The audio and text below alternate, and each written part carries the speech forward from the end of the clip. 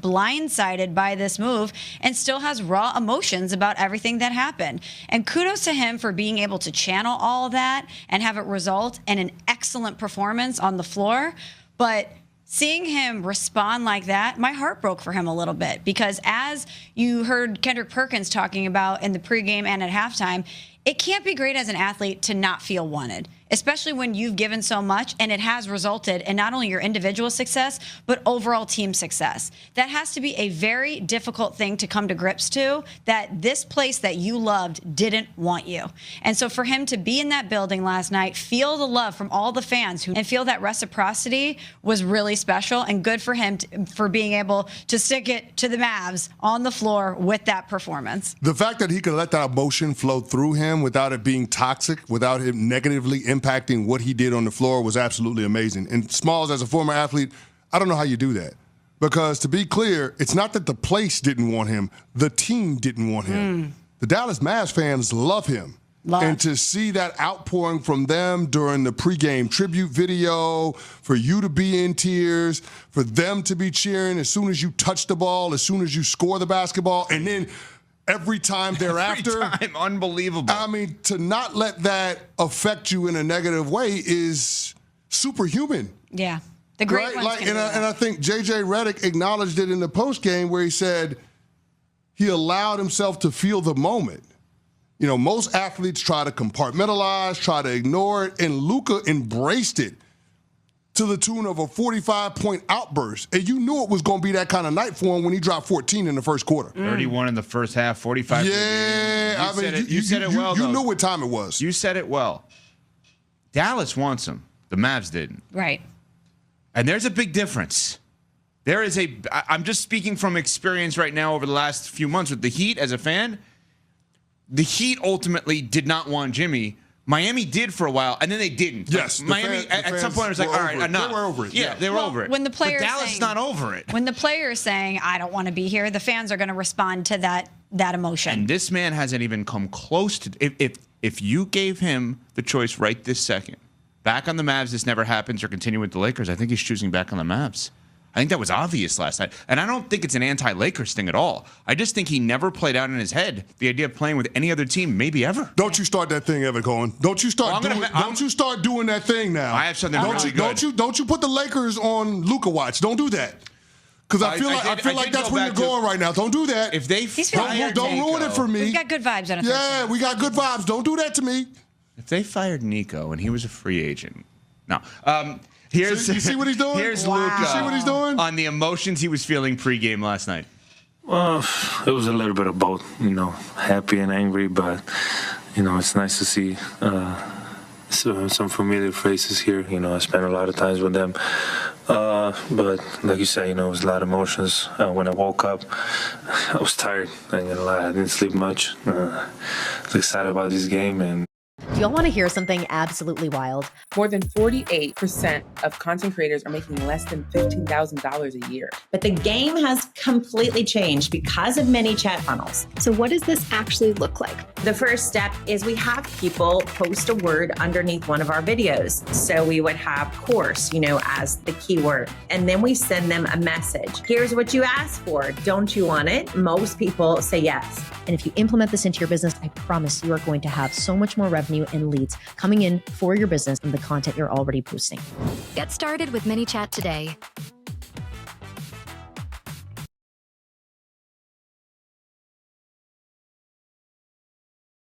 Here's how to never have to worry about money after a car accident. Listen, if you have been in a car accident in the past year, even as a passenger, you could be owed a significant cash payout. Insurance companies do not want you to know this and don't want you to find out what your accident is truly worth, so they can send you a low offer, hoping you accept it just to be done with the hassle. Within a few clicks, you could find out what your accident could actually qualify for just by clicking the link around this video. You answer 5 simple multiple choice questions, and it only takes 30 seconds and is 100% free. If you missed work or got hurt by a driver in the last year, you might be owed money without even knowing it. You could get thousands, maybe even more. Click the link now to find out. By doing this, you don't have to go to court, pay big legal fees, deal with greedy insurance companies, or plead your case to attorney after attorney. If you have been in an accident, even as a passenger, you can get the compensation you truly deserve. Let me tell you about Josh. When Josh first came to us, he didn't think his case was worth anything. He was dealing with stress, medical bills, and didn't want to bother with the process. But after working with us, he walked away with over $100,000. And this was over 5 months after his accident. No matter what you thought before, you can get what you truly deserve, and maybe even more than you expected. Unfortunately, we cannot change what has happened in the past, but we can help you get a major cash settlement for medical and hospital bills, missed work, and property damage to help you get your life back on track. Here's how it works. All you have to do is answer 5 simple multiple-choice questions, and it'll tell you if your accident qualifies. If you do qualify, a compensation specialist will reach out to you, and all you have to do is tell them about your case, and then sit back and wait until the check comes in. You could receive this life-changing check as fast as 30 days. The best part about it all? You don't pay a cent unless you win. What would an extra $10,000 or even $100,000 do for you right now? Imagine paying off bills, covering rent with ease, or finally having some breathing room, all from money that could be rightfully yours. If the accident wasn't your fault, why should you be the one struggling? Insurance companies hope you never check what you're truly owed. But here's the truth.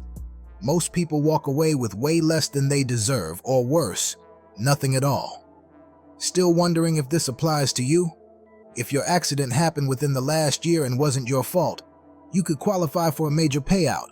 Time is running out, so don't leave money on the table. Click the link, answer just 5 simple questions, and find out what your case is really worth. It's fast, free, and you won't pay a cent unless you win.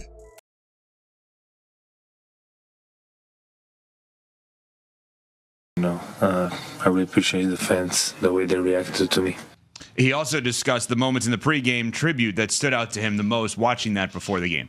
I mean, all of it for sure, but I'll probably say that the shot in the finals of the conference finals, we were always the underdog in every series.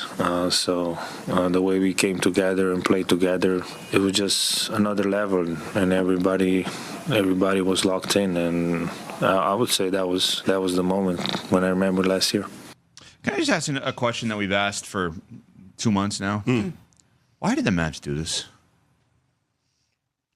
Because they felt like moving forward, there were certain habits or certain things that he wasn't responding to, and that it was going to be detrimental to them as an organization moving forward. Now, I don't know if that's the right decision, but that's certainly the front that they're presenting. So let's play that out.